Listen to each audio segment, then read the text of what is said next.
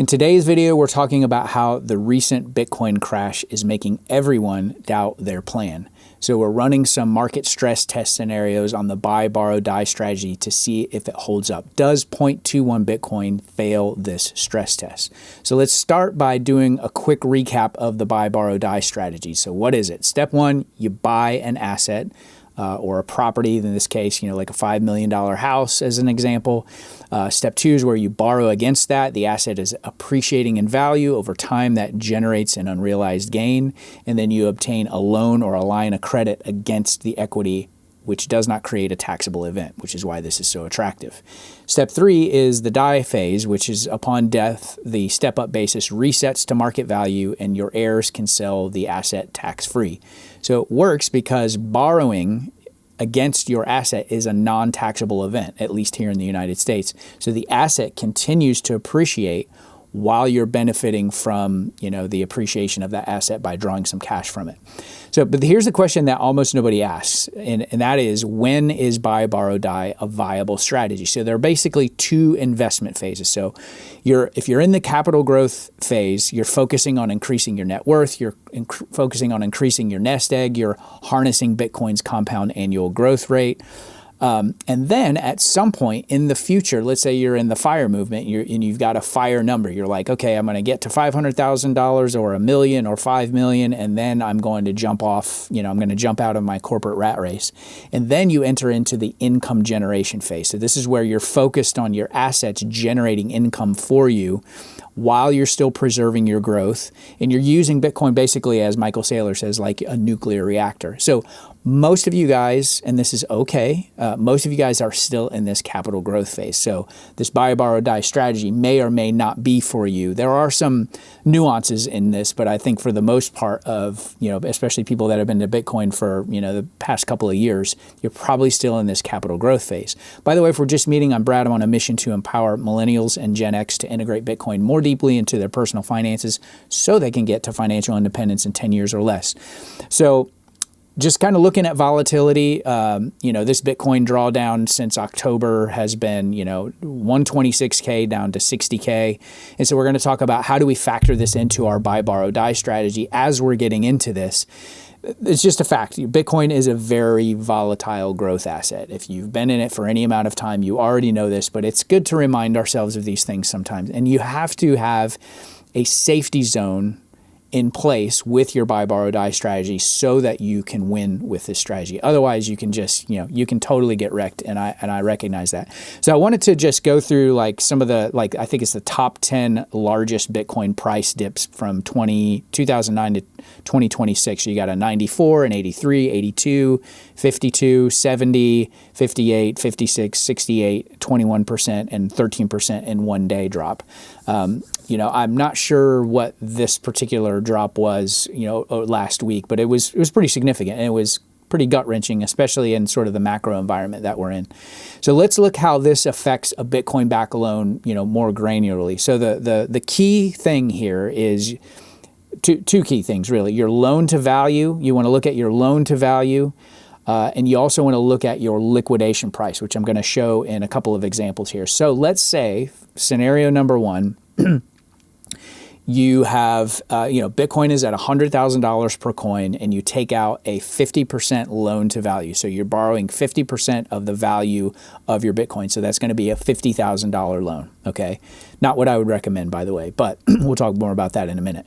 So one of the things that you're going to want to keep in mind as you're doing this is you always want to look at what your liquidation price is. So with the terms of this loan, if Bitcoin's price were to go down to $62,500, which it did, your loan would be liquidated. Okay. So I'll walk through how you want to set up your loan, and how you want to do this is really, really important because you want to avoid this. And there are ways that you can maintain this while you have the loan even. I think a safer way to do this would be to use, your whole collateral. So this is in this case, we're using one full Bitcoin and do a much smaller percentage loan to value. So in this case, it's a 15% loan to value, and that would be a $15,000 loan. which is not a lot of money, but for the sake of example, I want to kind of walk through this. And then you can see also that naturally takes your liquidation price down.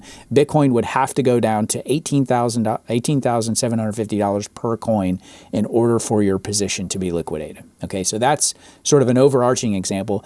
The specific example, or a sort of stress test for 0.21 Bitcoin, is, let's say you take out a 50% loan to value. So again, and this is not even, this is assuming Bitcoin is worth $100,000, which right now at the time of this recording, it's sitting at about 70. So this example would even be a higher stress test for this.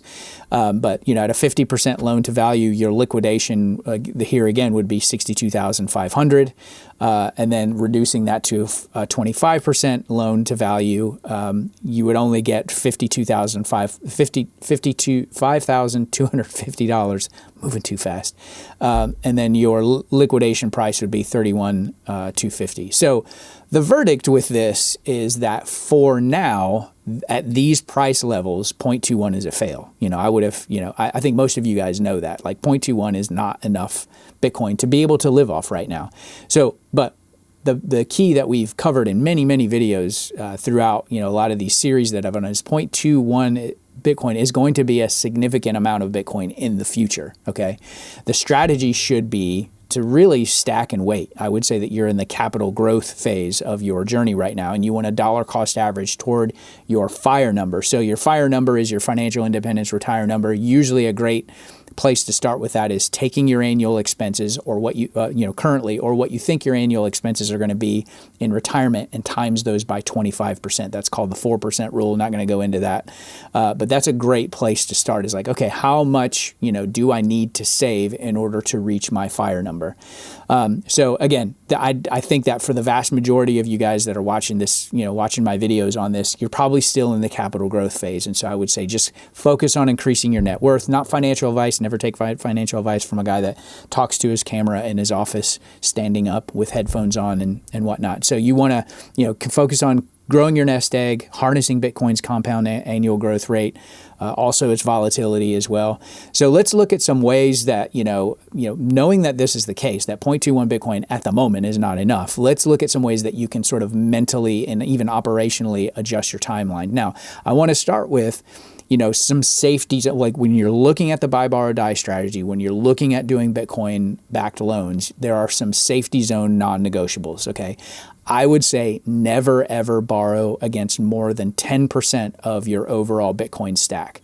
The lower the percentage that you're using, the better, okay? Because not your keys, not your coins. When you do these loans, you are giving up you're giving up your keys for the time being. So not your keys, not your coins. So you always want to make sure that you're mitigating all of your risks with that. So one example would be is if you have 0.5 Bitcoin, you would never want to borrow against more than 0.05 Bitcoin. If you have 0.21 Bitcoin, you would never want to borrow against more than 0.021 Bitcoin, right? So in preparation for volatility, which is going to come, it's just part of Bitcoin's, vibe as an asset class. You want to make some mental and operational adjustments. So adjustment number one is to ask the question, is this even for you? Which investment phase are you in? Are you in the capital growth phase, or are you in the income generation? And equally importantly, if you're in capital growth, what does the income generation phase look like for you? In other words, what's your number? How long have you held your Bitcoin? I know a lot of people that are commenting on my videos and people that I'm interacting with in my audience, they've been in Bitcoin for less than 2 years, So obviously it's not fun right now because, I've been in Bitcoin since 2013. So I've seen almost all of those price swings that I told you, that I shared with you on that previous slide. But you have to have a 4 to 5 year time horizon. And you have to also ask the question, are you in profit? And so it's not for you if you're still in the capital growth phase. If you have, more of a gambler mentality with this, like hey, I'm into Bitcoin because the number's going to go up, and I put $1,000 in and it's got to go to $1 million. Just investing doesn't work that way, right? If you've got a small stack, you've held for under 5 years, you don't understand this process very well. And definitely, if you think Bitcoin is going to zero, then you should probably sell your Bitcoin and go buy something else, right?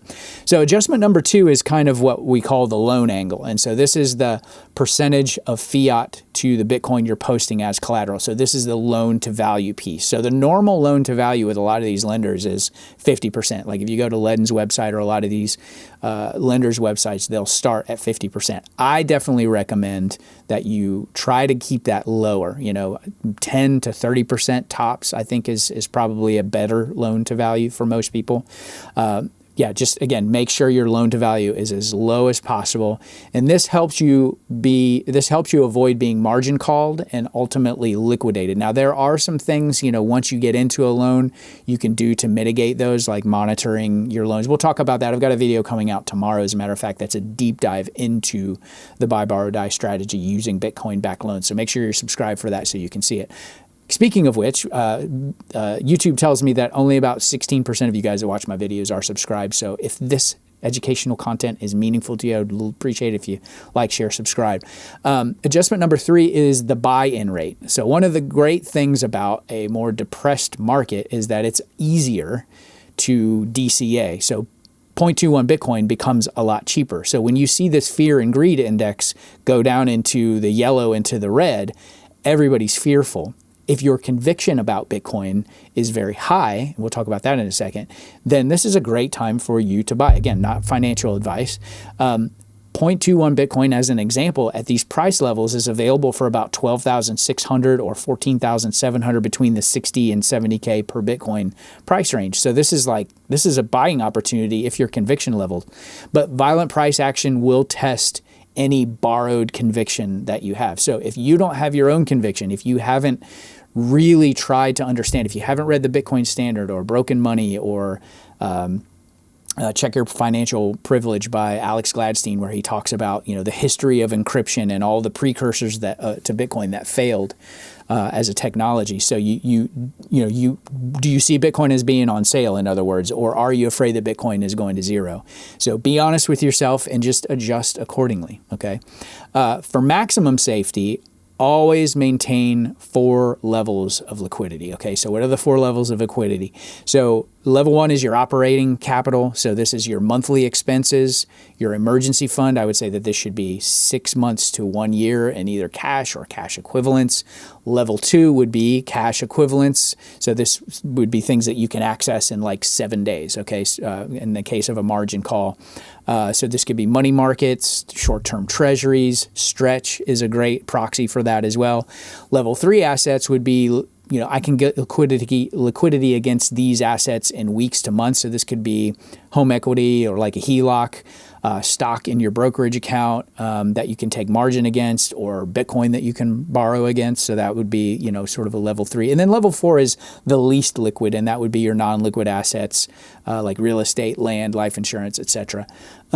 Risk mitigations, like this is having a posture in the buy, borrow, die strategy is everything. Having a risk mitigation posture. So market volatility, Bitcoin can swing. We're seeing that right now. Keep your loan to value low, maintain cash reserves. There's 4 levels of liquidity. Interest rate changes. So you want to shop for the lowest cost lenders. And I'm going to be doing I'm in a research project right now, just analyzing a bunch of the different lenders. So I'll be coming out with that here pretty soon. Regulatory risk, stay up to date on, Bitcoin crypto lending regulations, use reputable custodians. Your favorite content creators are going to be, keeping you abreast of all that stuff. Again, determine your phase, capital growth, income generation, somewhere in between, bouncing back and forth. That's a big deal here. So I'm curious to what you guys think. Leave a comment. Did I miss anything? Have I lost my mind? What are your thoughts about this buy, borrow, die strategy? The next steps, checklist as we're just sort of winding this up is, when you're getting into this strategy, and tomorrow's video is going to be, like I said, a much deeper dive, which is a resource that you can save and just kind of revisit it as you're educating yourself about the buy, borrow, die strategy. Pour over it diligently. Know your numbers. You should always know your numbers. Never risk more than 10% of your stack. Monitor your loan closely once you've got it in the door. Your timing and your posture, like I said, the phase that you're in is super Super important. And then, ask yourself, how much of my conviction is borrowed? Like, what do I need to do with regard to that? A lot of you guys don't know that I have a 3-sentence micro newsletter aimed at millennials and Gen X trying to incorporate Bitcoin into their personal finances to reach financial independence in 10 years or less. It's 3 sentences about 3 times a week, all actionable content, no fluff. Link is in the video description below for that. This Thursday, I will be doing my weekly live stream at 2 p.m. Eastern, where we cover Bitcoin personal finance, Bitcoin as your high yield savings account, some of the latest experiments that we're doing, and then I always open it up for a Q&A. We'll be covering more of this buy, borrow, die strategy this week.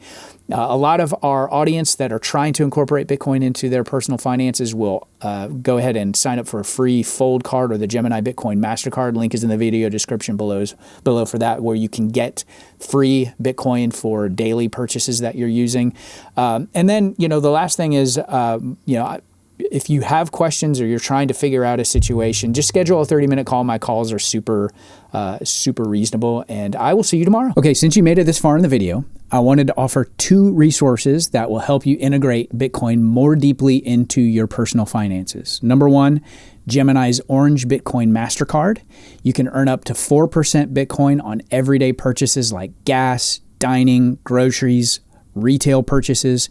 There's no annual fee, no foreign transaction fees, and no exchange fees on any of your rewards. Plus, if you sign up today using my link in the video description below, you get $200 in Bitcoin when you spend $3,000 in your first 90 days. The link is in the description and the comments below. Number 2, I'm also offering one-to-one calls to answer questions and to help you integrate Bitcoin into your personal finances more deeply, including traditional FIRE and Bitcoin planning, as well as Bitcoin self-custody. Link is in the video description below for that.